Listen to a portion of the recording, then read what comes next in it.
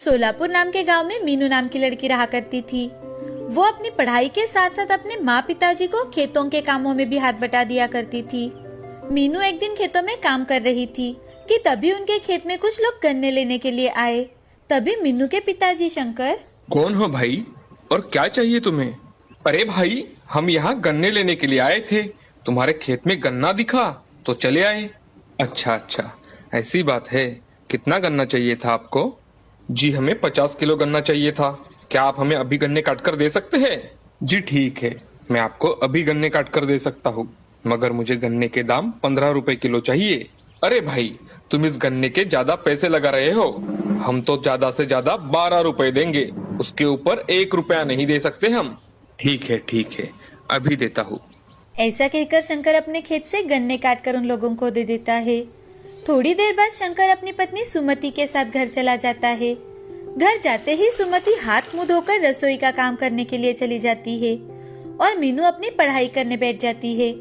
तभी शंकर सुमति से, अरे भगवान, जो मैंने तुम्हें पैसे दिए थे वो अलमारी में ठीक से रख तो दिए है ना? नहीं जी, मैंने तो वो भगवान के सामने रख दिए हैं, बाद में अलमारी में रखूंगी। आपको नहीं लगता कि उन्होंने हमसे बहुत ही कम दामों में गन्ना खरीदा? अरे भाग्यवान, वो तो मुझे भी पता है कि उन्होंने कम दाम लगाया, मगर घर आए लक्ष्मी को हम कैसे ठुकराते, इसलिए मैंने उन्हें गन्ने दे दिए। आपकी ये बात सही है। चलो मैं खाना बनाती हूँ। उन दोनों की बातें मीनू सुन रही थी। मीनू अपने पिताजी से, पिताजी, क्या हमारे खेत का गन्ना इतना सस्ता बिकता है? अरे नहीं बिटिया, वो तो बहुत अच्छे दामों में बेचे जा सकते हैं। गन्ने को शहर में बहुत अच्छा दाम मिलता है, मगर गन्ने को शहर में कौन लेकर जाएगा, वो एक बहुत बड़ी समस्या है। पिताजी, ठेले पर तो गन्ने का जूस बहुत महंगा होता है, 20 रुपए तो होता ही होता है। बिटिया, तुम्हारी सारी बातें सही है, मगर हम कुछ नहीं कर सकते। शहर में लेकर जाने के लिए खर्चा भी तो आएगा। हम गरीब किसानों को वही दाम पड़ता है। मीनू अपने पिताजी की बातें सुन चुप हो जाती है। मीनू रात भर अपने पिताजी की बातें सोचती रहती है। सुबह उठकर मीनू अपने काम करके कॉलेज चली जाती है। कॉलेज पहुंचने पर उसे थकान महसूस होने लगती है और उसी कारण वो सोचती है कि आज तो मुझे गर्मी के कारण बहुत ही थकान महसूस हो रही है। अगर मुझे यहाँ जल्दी से फ्रूट जूस मिल जाए तो कितना अच्छा हो जाएगा, इंस्टेंट एनर्जी मिल जाएगी। ऐसा सोचकर मीनू अपने कॉलेज चली जाती है। कॉलेज छूटने के बाद वो घर आ जाती है। कुछ दिन ऐसे ही बीत जाते हैं। शंकर के घर के हालात बहुत ही खराब हो जाते हैं। उसमें मीनू की कॉलेज की फीस भी आ जाने की वजह से शंकर और मालती टेंशन में आ जाते हैं। तभी यह सब देखकर मीनू अपने पिताजी से, पिताजी, मैं कुछ दिनों से सोच रही थी कि क्यों ना हम कॉलेज के सामने एक ठेला लगाकर गन्ने का जूस बेचे। वहाँ आसपास कोई भी ठेले वाला नहीं है और कॉलेज करके मैं आपका हाथ बटाने आ जाया करूंगी। मीनू की बातें सुन शंकर और मालती सोच में पड़ जाते हैं। थोड़ा सोचने के बाद मालती शंकर से, मैं सोच रही हूँ कि हमारी मीनू सही कह रही है। मुझे उसका निर्णय अच्छा लगा। उसके साथ आप रहेंगे तो हमें चिंता की कोई बात भी नहीं रहेगी। अच्छा ठीक है, मगर गन्ने का जूस निकालने के लिए हमें मशीन भी तो लगेगी ना? मालती घर में जाकर अपने जमा किए हुए पैसे लेकर आती है और शंकर को देकर, ये कुछ पैसे हैं, मैंने अपनी बिटिया की शादी के लिए रखे थे, मगर अभी इसकी जरूरत है तो आप इसे इस्तेमाल कर सकते हो।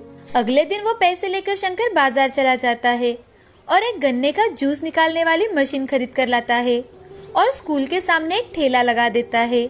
शंकर मीनू से, अरे बिटिया, हम इतने सारे पैसे खर्च करके ये मशीन तो लेकर आए, मगर हमारे यहाँ ग्राहक तो आएंगे ना? क्यों नहीं आएंगे पिताजी, हमारा गन्ना अच्छा है, इसीलिए हमारे गन्ने का रस भी ताजा और बहुत गुणकारी रहेगा, इसीलिए ग्राहक बार बार हमारे यहाँ जरूर आएंगे। तुम्हारी बातें सुनकर तो मुझे सच में लग रहा है कि हमारा गन्ने का जूस पीने बहुत सारे लोग आएंगे।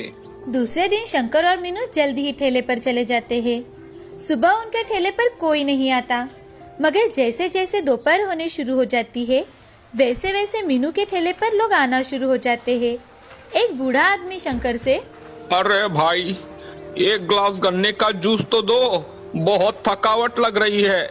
अभी देता हूँ दादाजी, आप बैठिए।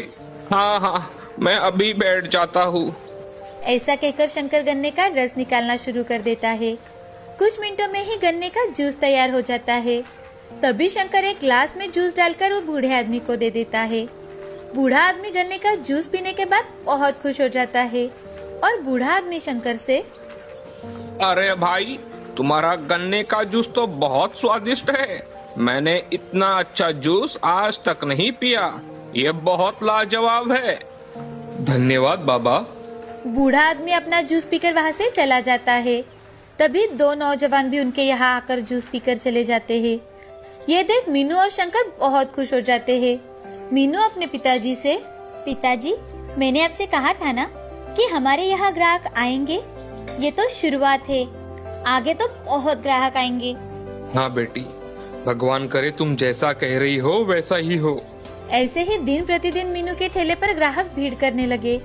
ग्राहकों को उनके गन्ने का जूस बहुत ही अच्छा लगता था और उसी वजह से उनके ग्राहक आना बढ़ गए थे। कुछ ही दिनों में शंकर ने मीनू के कॉलेज की फीस भी भर दी और अपने खेतों के साथ ठेले का काम भी संभाल लिया। शंकर की पत्नी मालती भी उनके साथ काम करने लगी थी। अब मीनू और शंकर की कड़ी मेहनत रंग दिखाने लगी थी। शंकर ने उसी जगह को खरीदकर उस पर अपना खुद का दुकान बनाया और अपना गन्ने का जूस बेचने लगा। मीनू की कड़ी मेहनत और दृढ़ निश्चय के बलबूते पर आज उसने अपनी कल्पना को साकार किया था। तो दोस्तों, इस कहानी से हमें ये सीख मिलती है कि जिंदगी में हार मिले या जीत, हमें कोशिश करना छोड़ना नहीं चाहिए।